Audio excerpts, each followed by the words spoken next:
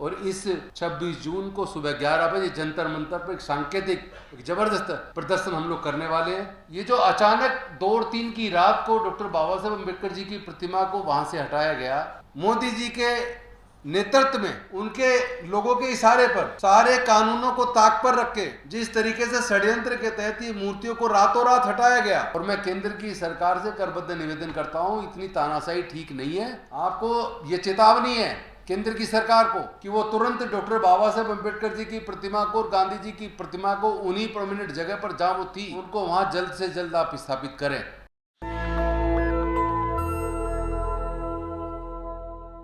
साथियों, ये जो संसद भवन के अंदर महापुरुषों की मूर्तियां थी, डॉक्टर बाबा साहेब अम्बेडकर जी की, गांधी जी की, इसमें डॉक्टर बाबा साहेब अम्बेडकर जी की प्रतिमा कोई साधारण प्रतिमा नहीं थी है, और ये प्रतिमा इतनी आसानी से भी नहीं लगी। 1964 से बहुत बड़ा आंदोलन संसद में डॉक्टर बाबा साहेब अम्बेडकर जी की प्रतिमा को लगाने का चलाया गया। उस आंदोलन में कई लाख लोगों ने गिरफ्तारियां दी, लाखों लोग जेल गए, कई लोगों की जेल में डेथ हुई, कई माताओं ने बच्चों को जेल में जन्म दिया। उस ऐतिहासिक आंदोलन जो आज तक भारत में दलितों का इतना बड़ा आंदोलन कभी नहीं हुआ, इतने बड़े आंदोलन के बाद, इतनी बड़ी कुर्बानियों के बाद 2 अप्रैल 1967 को यह ऐतिहासिक प्रतिमा डॉक्टर बाबा साहेब अम्बेडकर जी की संसद भवन के प्रांगण में एक प्राइम लोकेशन पर लगी। जब संसद आते थे तो सांसद भी बाबा साहेब की प्रतिमा को नमन करते थे। हर साल 14 अप्रैल को डॉक्टर बाबा साहेब अम्बेडकर जी को मानने वाले लाखों लोग संसद भवन में आते हैं, बाबा साहेब को पुष्पांजलि अर्पित करते हैं। 6 दिसंबर को भी आते हैं पुष्पांजलि करने, और पार्लियामेंट स्ट्रीट पर सैकड़ों स्टॉल लगती हैं जो बाबा साहेब को मानने वाले लोग स्टॉल लगाते हैं। लाखों लोग वहां आते हैं और वहां से डॉक्टर बाबा साहेब अम्बेडकर की विचारधारा को पूरे देश और दुनिया में पहुंचाने का काम होता रहा है। ये जो अचानक 2 और 3 की रात को डॉक्टर बाबा साहेब अम्बेडकर जी की प्रतिमा को वहां से हटाया गया, गांधी जी की प्रतिमा को हटाया गया, ये कोई साधारण घटना नहीं है। एक तो सबको पता लगना चाहिए कि संसद के अंदर प्रतिमा लगाना या उसको दूसरी जगह लगाना, शिफ्ट करना, इसके लिए जनरल पर्पसेस कमेटी होती है पार्लियामेंट की। इस पिछले 5 साल के कार्यकाल में जनरल पर्पसेस कमेटी का गठन ही नहीं हुआ। बिना उसके फैसले के, बिना जनरल पर्पसेस कमेटी के ये फैसला लिया किसने? एक तो ये सवाल है। दूसरा सवाल ये है कि जब चुनाव खत्म हुआ और रिजल्ट आने वाले थे, एग्जिट पोल 3 तारीख की रात को शाम को आने वाला था, एकदम आनंद फानन में तुरंत मोदी जी के नेतृत्व में उनके लोगों के इशारे पर सारे कानूनों को ताक पर रख के जिस तरीके से षड्यंत्र के तहत ये मूर्तियों को रातों रात हटाया गया, इससे षड्यंत्र स्पष्ट नजर आता है।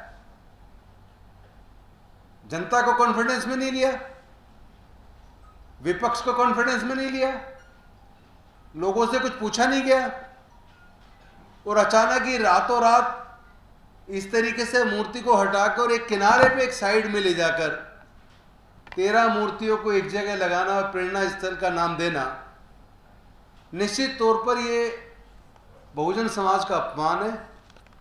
उन सब लोगों का जो समता, स्वतंत्रता, बंधुता और न्याय में भरोसा करते हैं, जो करोड़ों लोग डॉक्टर बाबा साहेब अम्बेडकर जी में आस्था रखते हैं, उन सब की आस्था पर हमला है ये। इनकी आस्था है, हमारी आस्था की क्या वैल्यू है? जिन चीजों के प्रमाण नहीं है उसके ऊपर ये लोग कितना संघर्ष करते हैं, कितने लोगों की कुर्बानी हुई है। और यहां जो डॉक्टर बाबा साहेब अम्बेडकर का तो पूरा इतिहास है, सब कुछ अवेलेबल है। किस तरह हमारे हजारों साल की गुलामी तोड़कर हमारे पढ़ने के रास्ते, नौकरी के रास्ते, संसद में, विधानसभा में जाने के रास्ते बनाए, उनकी प्रतिमा को इस तरह हटाया जाना ये पूरे बहुजन समाज का अपमान है। समतावादी विचारधारा को मानने वाले लोगों का अपमान है। इससे एक बात तो स्पष्ट हो गई कि ये जो कांग्रेस या दूसरे दल हैं, वो लोग जो एक संदेश जाहिर कर रहे थे कि ये संविधान बदल देंगे, जिस तरह भारतीय जनता पार्टी के कई नेतागण भाषणों में बोल रहे थे कि 400 पार दो ताकि संविधान को बदला जा सके। और आपको याद होगा कि इस चुनाव के रिजल्ट आने के बाद राजा सिंह नाम है शायद उनका, तेलंगाना से विधायक हैं, उन्होंने तो बाकायदा एक भाषण में महाराष्ट्र के अंदर कहा है कि आपने 400 पार नहीं दिए, 400 पार देते तो हिंदू राष्ट्र बन जाता, हम बना देते।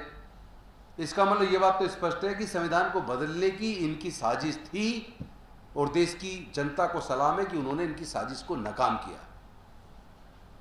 और ये मूर्ति को हटाया जाना भी कहीं ना कहीं वो इतने कॉन्फिडेंट थे कि वो 400 पार कर देंगे और ये मूर्तियां भी यहाँ से हटवा दो और सब कुछ, मतलब एक तरीके से जो समतावादी विचारधारा है उसका दफन करने की एक ये बहुत बड़ी साजिश है।